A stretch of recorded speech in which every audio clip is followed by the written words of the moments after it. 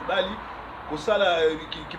pédé aider ba message bala na ba mibali na mibali pe ko bimana bana mike batika politique congolais batika ba congolais parce que basango eloko basali ezali je basali parce que Kabila pesa bango mbongo afutaki bango balembisa ba congolais oyo bazalaki déterminé le 31 décembre pour na libanda et le 19 décembre pour na libanda ko benga Kabila balembisi bango 3 mois ya batante milai sima baye ko loba bango batiki na bango mais bazongeli ki apostolat bazongeli ki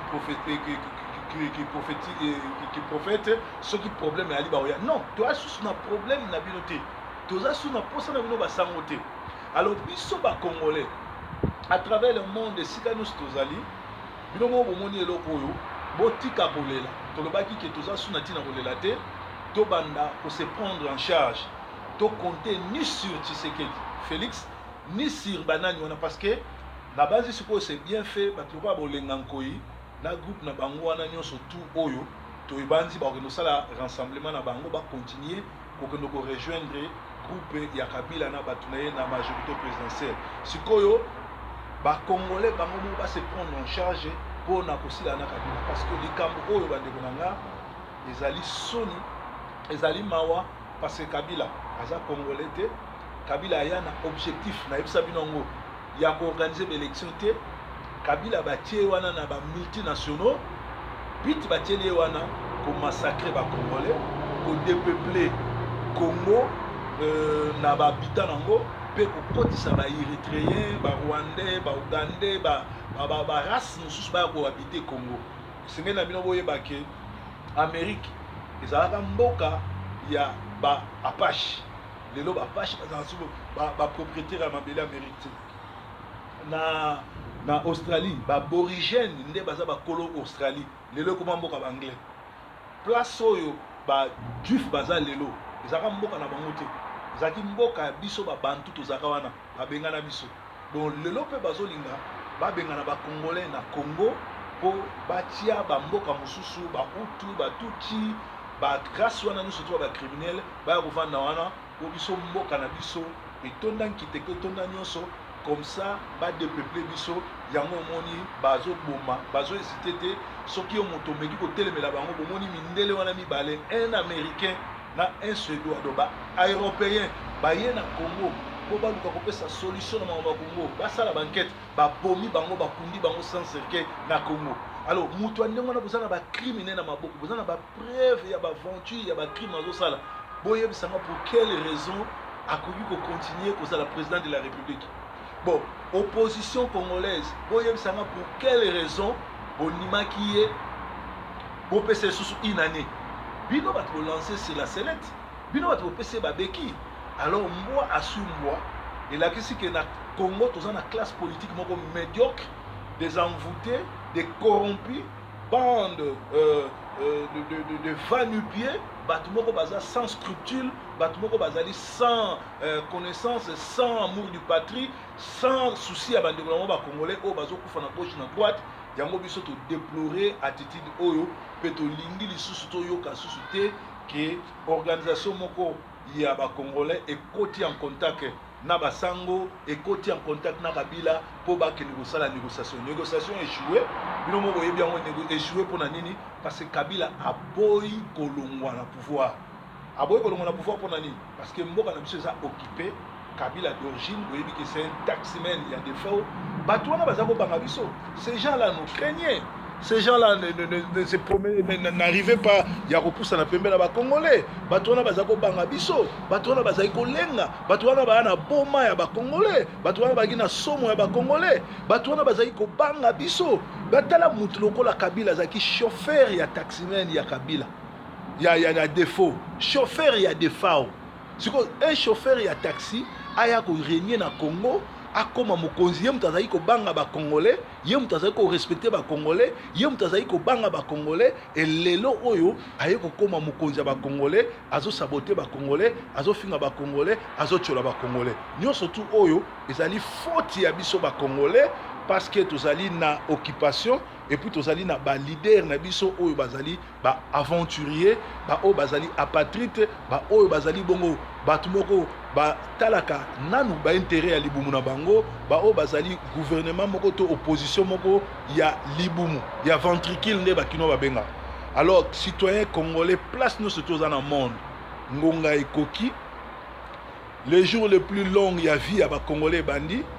Histoire ya ba Congolais to Komango na ba Congolais, l'histoire du Congo sera écrite par nous les Congolais. Alors nous demandons à tous les Congolais de prendre les choses dans la main et de prendre les responsabilités et de chasser Kabila. Chasser Kabila, c'est un devoir sacré. Oyo biso bana Congo esengeli to sala. Oyo biso bana Congo esengeli to sala. Tozali bongo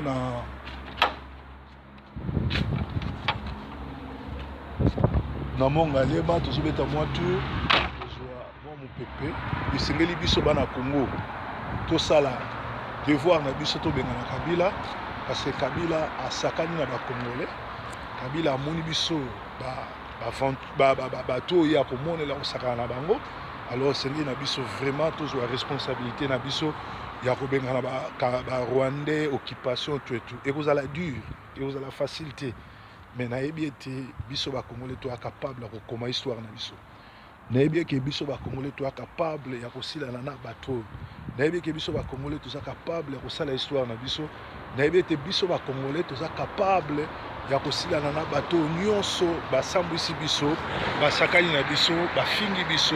babomi bandeko na biso, ba massacre biso lokola bambwa lokola nyonso. Donc histoire eza siko na maboko na biso esengeli biso to telemela makambo nyonso tozoka na Congo.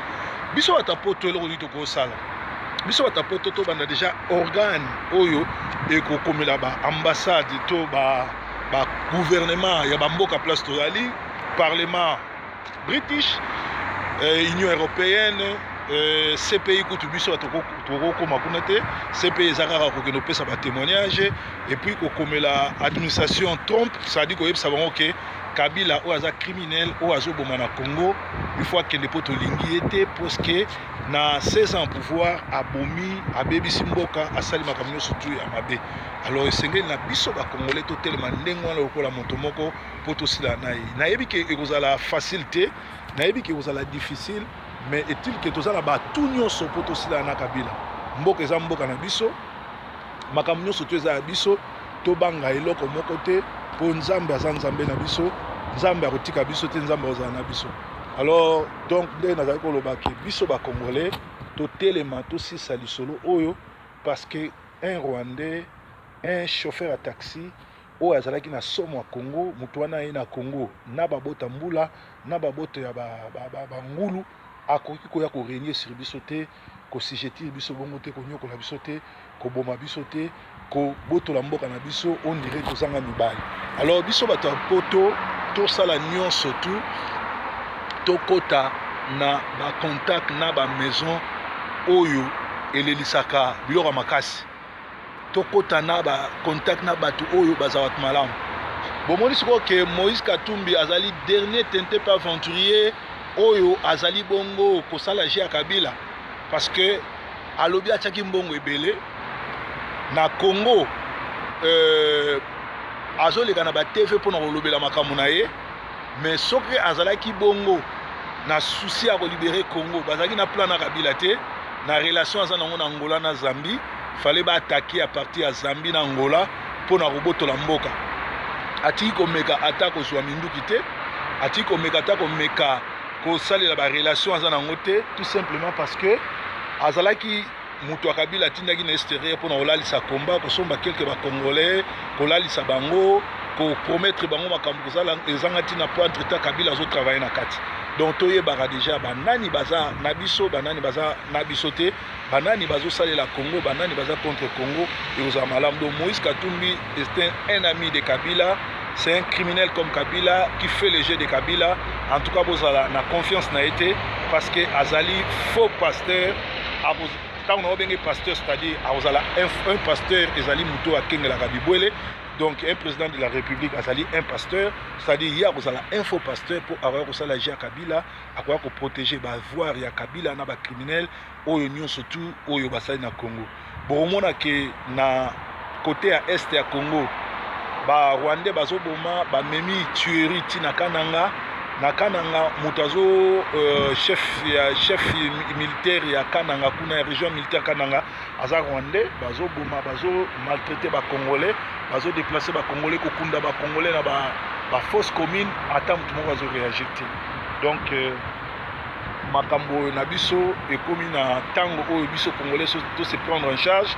to benga na Kabila parce que aza Congolais te aza étranger oyo aye komeka pe ko sijetir biso esengeli bana mboka to telema to tika kolela toza mibali pe to sala canalisation moko kitoko po na le 10 avril wana ezala te journée ville morte ezala te ke bato babimi basoda bakimisi bango tango bato babimaki na Côte d'Ivoire pe bato babimaki na Burkina Faso babangaki basoda te. Entre temps opposition avant normalement basala makambu ya le 10 avril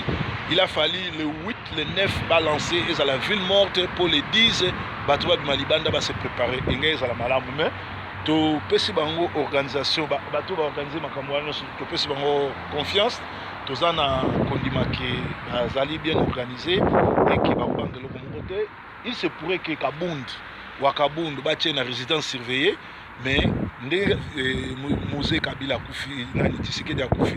kombe kufite kombe zo continuer so bakangi mutu moko batie na résidence surveillée la c'était que kombe sili biso tozali vivant biso tozana na libanda to continuer musala pe bana poto oyo nyon surtout azana aide azana dele mbongo na ye azana eloko ko sala atinde la bande ko na Congo pour bande ko wana ba meka ko se prendre en charge et suma bango pour na kosomba oyo nyon so ba kosomba. Donc ezaki bongo spécial breaking news na tongo ya lelo nzambe nanga azana bino totika kolela totelema lokola mutu moko totelemela Kabila a déclaré guerre mondiale contre tous les Congolais déjà a humilié biso abomaka biso turo tokende na ye na suka ezala aso ya suka pona kotalisa ke mboka eza ete Congo ezali mboka Lumumba Congo ezali mboka Kasavubu ezali mboka Kimbangu Congo ezali mboka Yesu Kristo ezali mboka ba chrétien ya azali bongo musulman azali muto bakatanga ngate akoki ko diriger biso te. Donc journal lelo ezala journée moko ya bénédiction bozala malamu nzamba batela moko na moko nzambe nanga azala na bino to monani susu lobi pona journal mususu courage botika kolela to silana na ba tuana et puis ba soldats congolais policiers congolais tourner munduki na yo peuple azo bunda pona yo ngongango ya ko se société ko benga na ba Rwandais pour te salaire pe ko lia ezala malamu.